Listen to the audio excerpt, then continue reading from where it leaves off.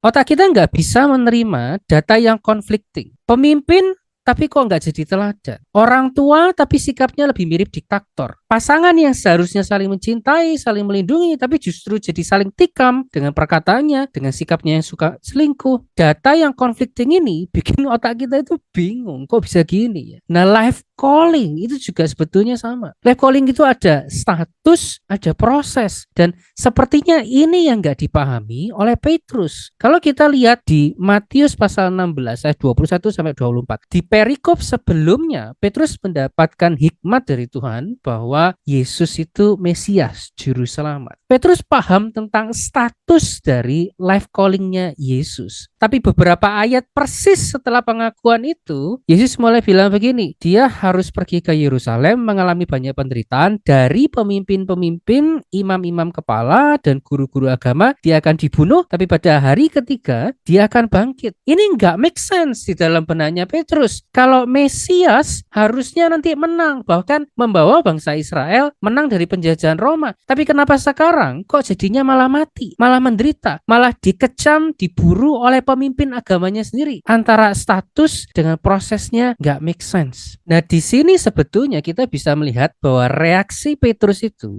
mirip dengan mindset banyak orang Kristen. Kalau kita bicara tentang life calling, pikiran banyak orang adalah kalau kita bisa menemukan life calling kita apa, terus menjalani life calling itu, maka hidup kita akan happy, hidup kita akan mudah, hidup kita akan sukses. Ini problem. Dari mana dasar ayat Alkitabnya? Tuhan memanggil kita sebagai terang di tengah-tengah kegelapan. Tuhan mengutus kita sebagai domba di tengah-tengah serigala. Dari mana mindset bahwa kalau kita menemukan life calling, maka hidup kita akan happy, hidup kita akan easy, hidup kita akan kaya? Dari mana? Saya nggak bilang ini gampang untuk dilakukan. Karena kita hidup di zaman yang dikuasai oleh sistem ekonomi yang disebut limbic capitalism. Istilah limbic capitalism ini dicetuskan oleh ahli sejarah bernama David Courtwright. Esensi dari limbic capitalism ini adalah kita dibombardir dengan kemudahan untuk mengambil apapun yang kita mau. Dan biasanya esensinya ada dua. Satu, perasaan happy atau menyenangkan atau puas. Dan yang kedua, instan. Industri pornografi misalnya. Otak kita memang dirancang Tuhan untuk menyukai seks. Tapi industri pornografi membuat kita bisa merasakan kenikmatan seks itu, entah fiktif ataupun betulan, terlalu mudah. Itu contoh yang betul-betul salah.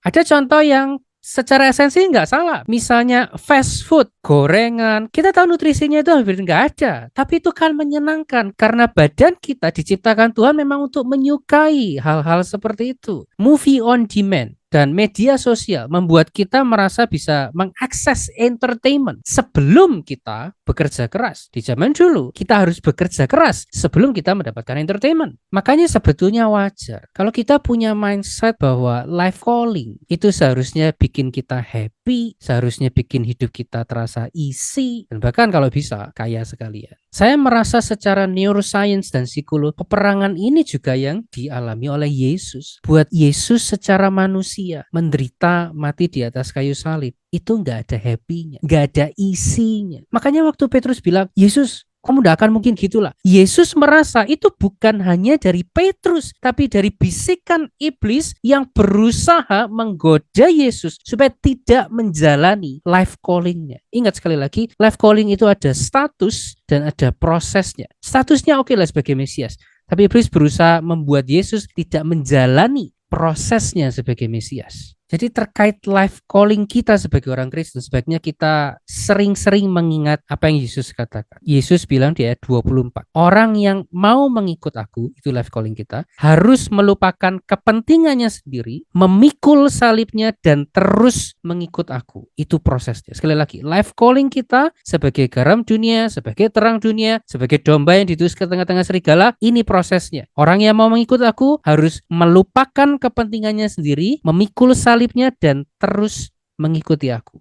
Jadi sekarang aplikasinya apa? Untuk menemukan dan menjalani life calling, kita harus belajar mengenali dan berkuasa atas keinginan diri. Yang kedua, ubah mindset bahwa life calling itu tentang happy dan tentang easy. Bukan. Life calling itu tentang memikul salib supaya kita bisa berjalan bersama dengan Kristus. Kalau tujuan kita menemukan life calling bukan untuk berjalan bersama dengan Kristus, hati-hati.